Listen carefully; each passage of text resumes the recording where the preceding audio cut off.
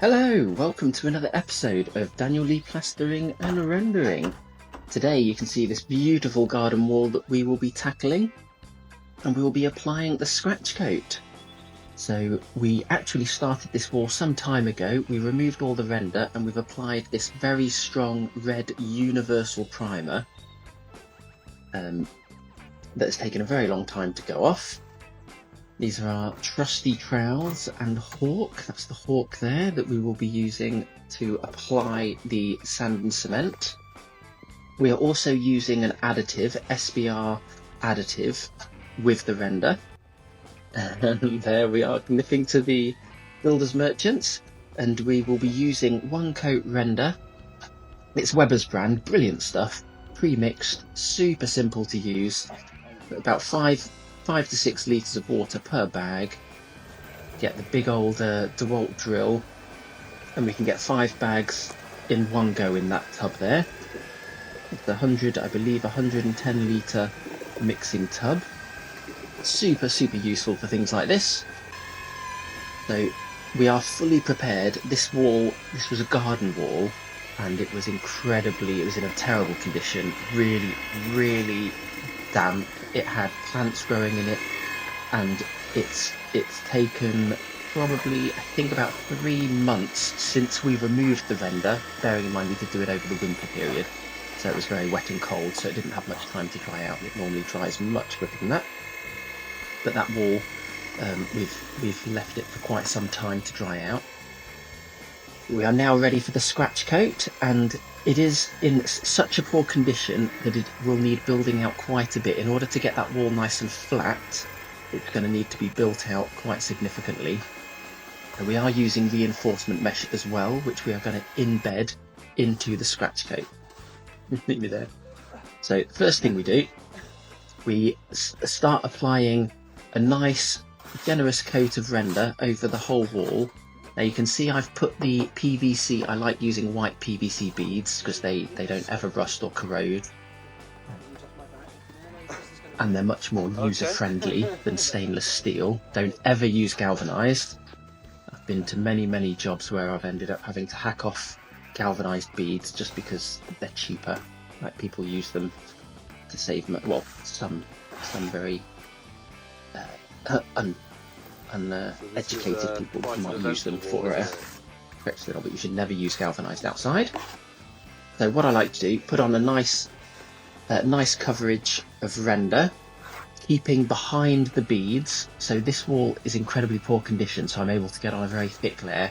Sometimes you might not be able to put on such thick layer depending on how the wall is and how your beads are, but in order to get it nice and flat, I need to be quite generous here. So you see I'm putting a very generous layer on. Always start in the far right hand. I'm right-handed, so start in the far right corner, and that way you're pressing the render into itself every time. What that does is basically you drop less render. If you try and do it the other way, you tend to drop a lot more on the floor. Because if you're always pushing render into itself, it sticks. It helps stick itself a bit better. And then once I've got, say, a 6-foot area, I'll get my trusty, that's actually a 7-foot straight edge. You can get 6-foot ones, 4-foot ones, 2-foot ones, all the way up to, I've seen 3-meter ones, but I've not seen much taller. Basically any length you want. Ideally with the straight edges, you want the longest straight edge that fits your wall. Ideally, you can make do with shorter ones. And then we stick the trusty reinforcement mesh. So this is 160 gram grade, so it's a reasonably thick render mesh, and you can see there it sticks a little bit with your hands, so you can sort of position it where you want it to be, press it in with your hands, and then you want to bed it in with the trowel. But it does help ruling off it does help to rule off the render first, so you've got a nice flat wall to bed it onto. And then you can see there, as I just press it in there, that holds it in place very nicely. You can trim any areas that need trimming. And then when applying the next strip of render mesh, be sure to overlap it 100 mil. this mesh actually has black lines which indicate where you overlap to, which is quite useful. You see I've got a knife there just to trim the end. I've just overlapped it a bit there. And then around that, it's a little fun detail there. It's sometimes easier to put a full sheet up, and then if you've got a little detail that you need to cut round, it's sometimes easier to cut it in position rather than try and pre-measure and cut it beforehand.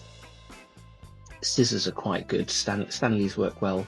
Just try and make sure you've got a nice sharp blade, otherwise it can tear the mesh and pull it off the wall.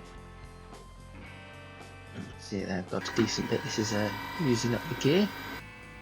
And once the render mesh is on, of course, you then want another coat, much thinner this time. See how much further that render's going compared to when I started. So it only needs a thin coat over the mesh for now, bearing in mind this is just the scratch coat. This is just the first coat. There will be a second coat going over all of this wall.